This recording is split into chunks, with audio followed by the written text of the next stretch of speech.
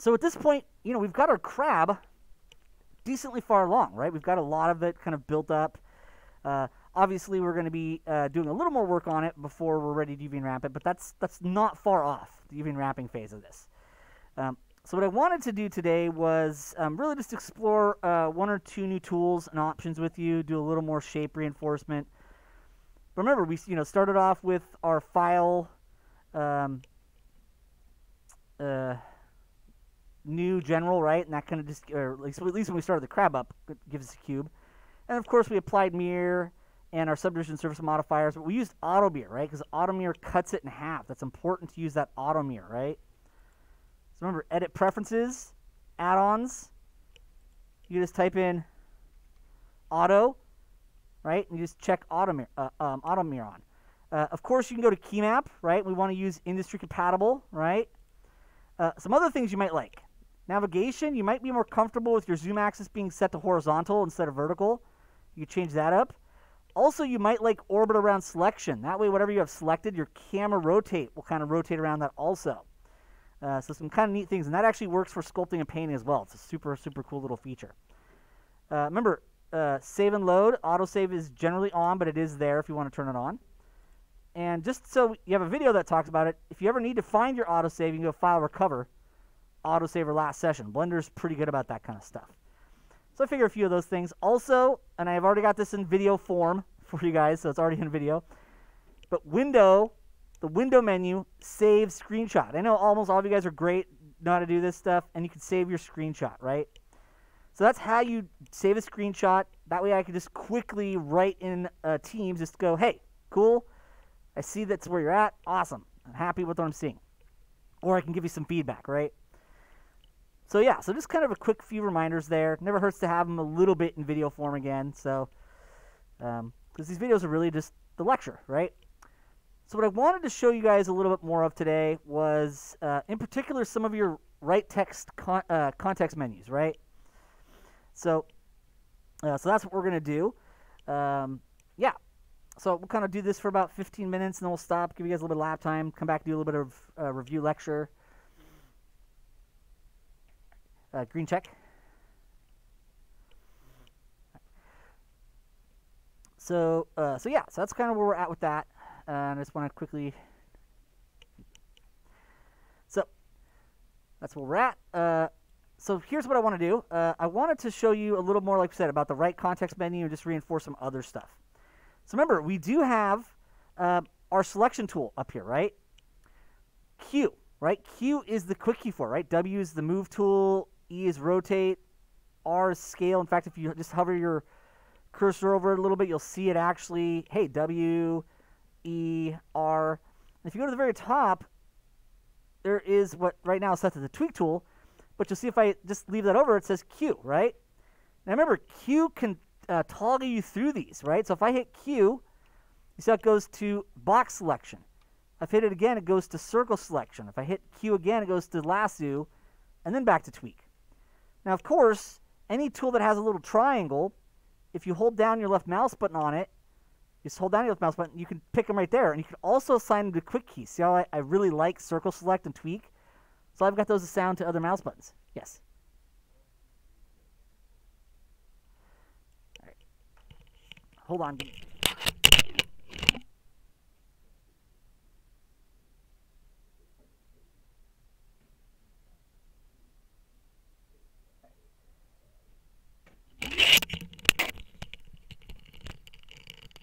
All right, I'm back.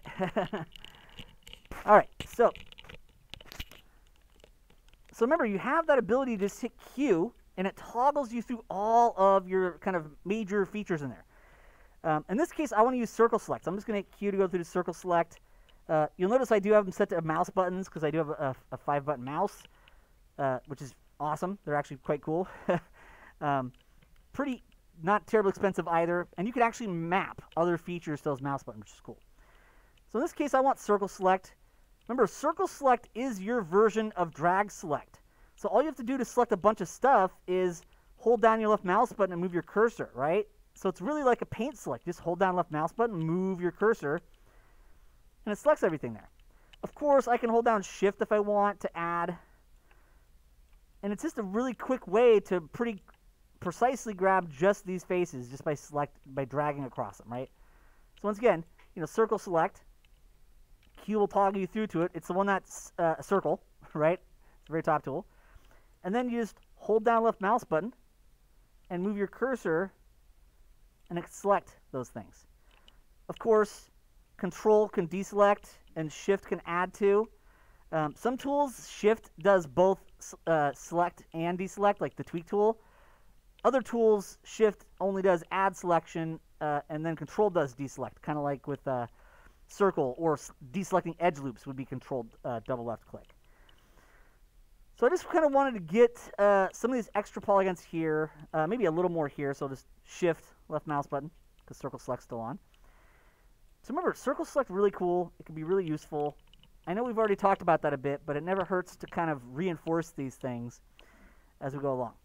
Now, I actually want to kind of make a shell that is attached to the body, right? I want to make a shell that is attached to the body. Now, in this case, I could use regular extrusion, right? Just Control E for extrude.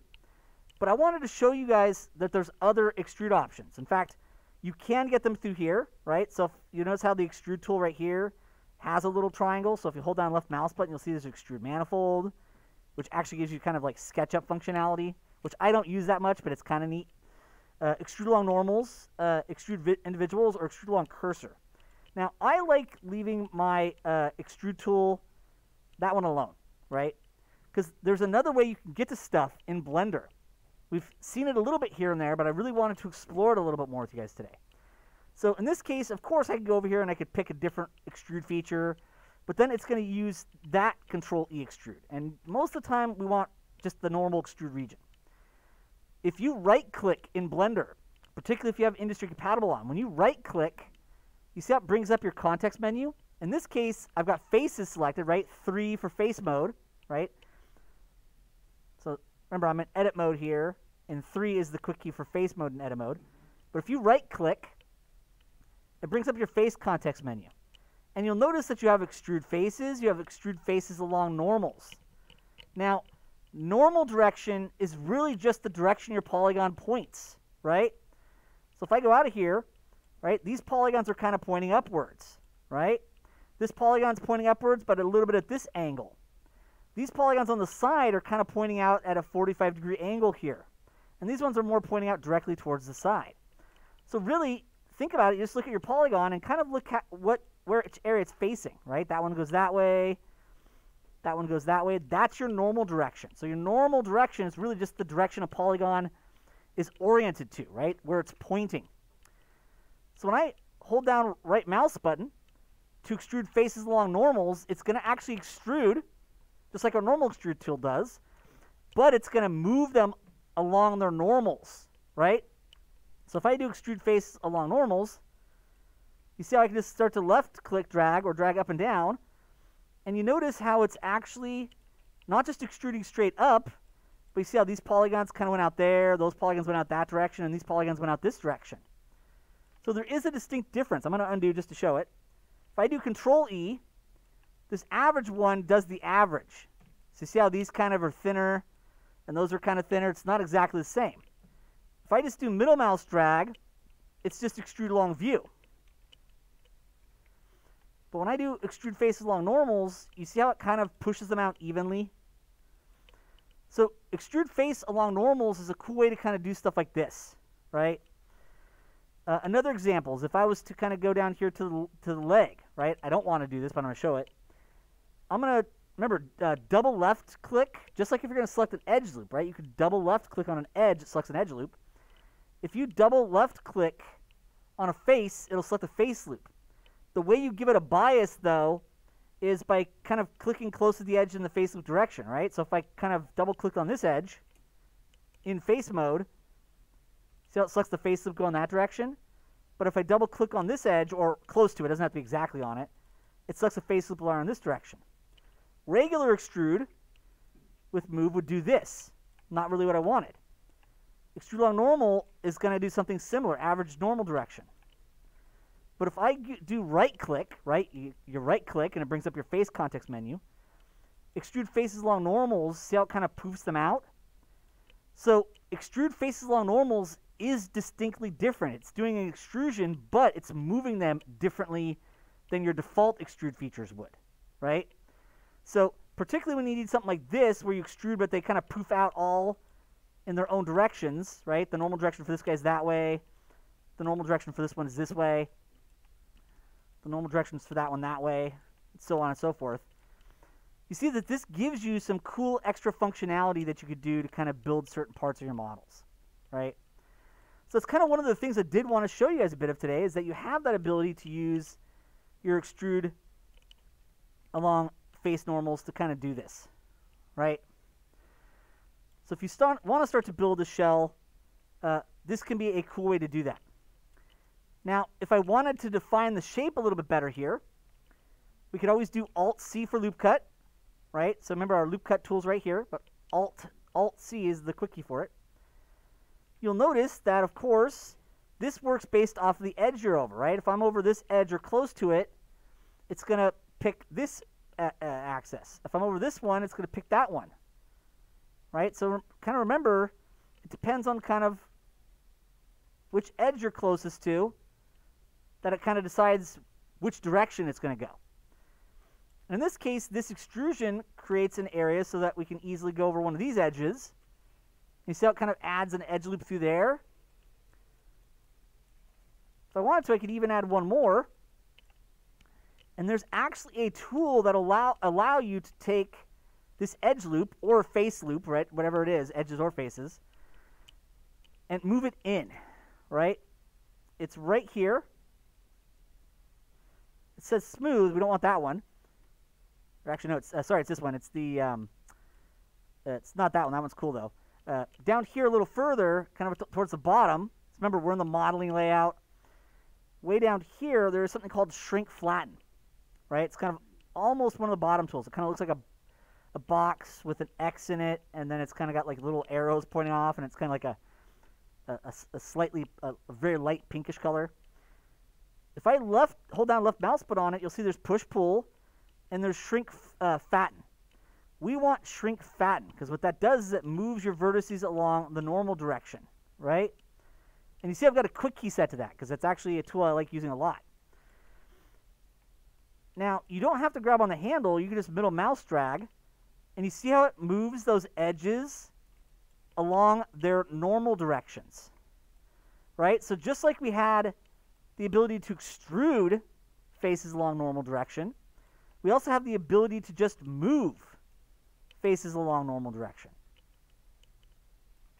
So that's kind of really neat, and that's going to allow you to do some cool stuff like this, right? So shrink fatten, sorry. I have a quick key assigned to it because it's a tool I like using a lot, and so, you know, got assigned. Remember, if you want to assign a quick key, you just kind of right-click over the tool, and then you could change shortcut, remove shortcut. In this case, if I go to change shortcut, it brings up this, and I can just say Y, and now that's set to Y.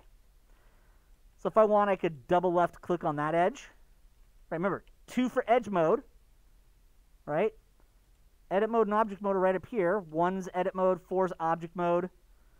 But once you're in edit mode, 2 and 3 do edges and faces. And remember, you could double left click on an edge, just like you do a face.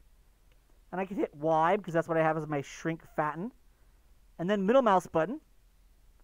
And you see how I could kind of push that or out or in along normal direction. Maybe just a little bit. And now you can see we have a shell, but it's still a shell that's kind of connected to this creature, right?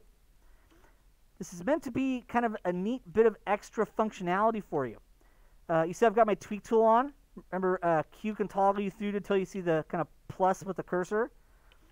And you just left-click drag on whatever you want to tweak, right? And so if I want to make some more adjustments to the shape, this could be a very fast, easy way to do it, because remember, it's just one click, right? You hold down left mouse button, move, and it tweaks that. If you want to start to define some of these areas better, right, we can go to Alt-C for loop cut. And remember, it depends on which edge you're over, right? It goes, the loop cut goes perpendicular to your edge. Remember, perpendicular means right angle, right? So you notice if I'm over this edge right here, this yellow edge loop wants to go in kind of at a cross to it, right, perpendicular. If I want to go that way, right, so you see how you kind of hover over the edge that you want it to go perpendicular to. I want an edge loop this way. Now, by default, it snaps to the middle, right? So if you just left-click, it'll snap right to the middle. If you left-click drag, it'll allow you to slide it up or down. And then I can hit R for scale, to maybe middle mouse button to scale that out a little bit. I could then go back to Alt-C for loop cut, put another loop cut there, maybe R for scale again. Remember, middle mouse button will do your uniform scale on your scale tool. So if you just hold down middle mouse button, you see how you can kind of make that edge loop smaller. Alt-C for loop cut down here, maybe W for move just to give it a bit more of an angle. Maybe Alt-C for loop cut there. And then maybe even go back to our tweak tool, right? Q, because it'll go, whatever your last one selected up here, that's what it'll be too. So since I last had tweak set up there, when I hit Q, it goes to the tweak tool. And you see I can kind of tweak some of these edges a little bit. And now you see how I can kind of thin or fatten up sections of the leg. And now you can see we can start to get more form and detail. Maybe another loop cut right through here. Maybe W and middle mouse button to move. Remember, double left click. Maybe even an E for rotate middle mouse button just to kind of bend that a little bit. So remember, you want to bend, not too far though, right? There is a point where you bend too far and it gets really thin. But usually you want a little bit of bend in those. And for the most part, that was just loop cutting, which we've done several times. But you notice how we're still using it. We used some move and scale to create shape, right? But you see how there's now differences in shape, right? There's areas where it gets thicker and thinner. That kind of gives it extra detail, a little more believability. And we now know that if we right-click, we can bring up the context menus for a tool. And in face mode, we had extrude along normal direction, which was really cool at doing this one. And we got to see shrink fatten as an ability to move along normal direction. Not extrude, right? It didn't create new geometry. The shrink fatten moves stuff. It doesn't extrude stuff. But there is the extrude along normal direction. So really, not much new today, right? We saw shrink and fatten. We saw extrude along normal direction.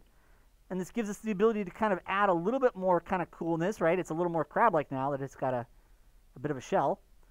But also just some good old-fashioned loop cuts, right? Once you've done the extrusions to build a primary shape, you don't really need to extrude anymore. What you can do is use loop cut to go in and add edge loops where you want more edge loops, and that gives you more geometry to shape with. You notice how this leg isn't 40 edge loops, though? Don't add a million edge loops to it, right? Still keep it simple. Only add a few, but it will give you a lot to be able to shape a little bit better. Now I'm going to leave the back leg for later this week, so we can do a little more there, and then maybe add a little bit more other parts.